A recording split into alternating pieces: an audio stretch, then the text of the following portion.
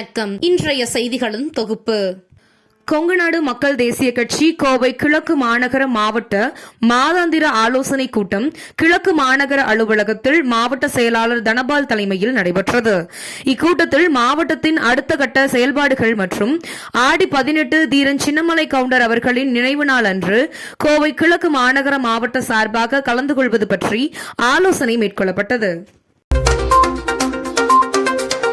ரூபாய் 7,581 கோடி மதிப்பிலான ரூபாய் 2,000 நோட்டுகள் இன்னும் பொதுமக்களிடையே இருப்பதாக ரிசர்வ் வங்கி தெரிவித்துள்ளது.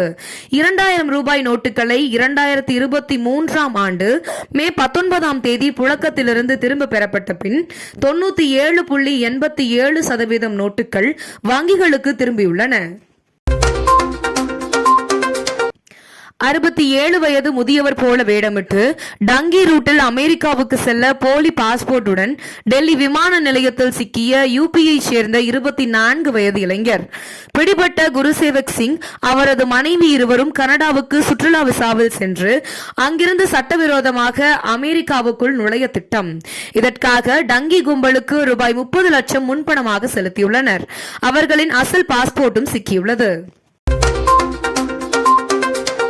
பானிபூரியில் கலக்கப்படும் செயற்கை நிறமிகளால் புற்றுநோய் ஏற்படும் அபாயம் இருப்பதாக கர்நாடக உணவுத்துறை அதிகாரிகள் நடத்திய ஆய்வில் தெரியவந்த நிலையில் சென்னையில் மாதிரிகளை சேகரிக்க தமிழ்நாடு உணவு பாதுகாப்புத்துறை உத்தரவு.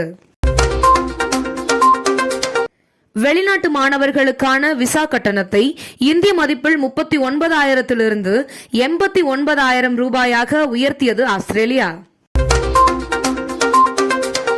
ஜியோ மற்றும் ஏர்டெல் நிறுவனங்கள் ரீசார்ஜ் கட்டணத்தை உயர்த்தியுள்ள நிலையில் பிஎஸ்என்எல் நிறுவனம் புதிய திட்டத்தை அறிமுகம் செய்துள்ளது. ரூபாய் 249 ரீசார்ஜ் திட்டத்தின்படி ஒரு நாளைக்கு 2 GB டேட்டா மற்றும் அன்லிமிடெட் அழைப்புகள் என 45 நாட்களுக்கு பெறலாம். ஜூன் மாதத்தில் சரக்கு மற்றும் சேவை வரி வசூல் ரூபாய் 1.74 லட்சம் கோடி ரூபாயாக உயர்வு. வரி வசூல் தொடர்பாக மத்திய அரசு அறிக்கை ஏதும் இனி வெளியிடாது என தகவல். கேரள மாநிலத்தில் புதிய குற்றவியல் சட்டப்படி முதல் வழக்காக கோழிக்கோடு நகரில் ஹெல்மெட் இல்லாமல் ஒரே பைக்கில் 3 பேர் சென்றதற்கு வழக்கு பதிவு செய்யப்பட்டுள்ளது. ஜூலை 1 நள்ளிரவு 12 மணிக்கு புதிய சட்டம் அமலுக்கு வந்த நிலையில் 12:20 மணி அளவில் சாப்பாடு வாங்குவதற்காக 3 பேர் பைக்கை மற்றொரு நண்பரிடம் கடன் வாங்கி செல்லும் போது ரோந்து போலீசாரிடம் பிடிபட்டுள்ளனர். வழக்கு பதிவு செய்து போலீசார் அபராதம் விதித்துள்ளனர். யூரோ கால்பந்து தொடரில் பெல்ஜியம் அணியை 1-0 என்ற கோல் கணக்கில் வீழ்த்தி பிரான்ஸ் காலிறுதிக்கு முன்னேறியது. 20 ஓவர் கிரிக்கெட் உலக கோப்பையை வென்ற இந்திய அணியினர் நாளை நாடு திரும்ப உள்ளதாக பிசிசிஐ தகவல்.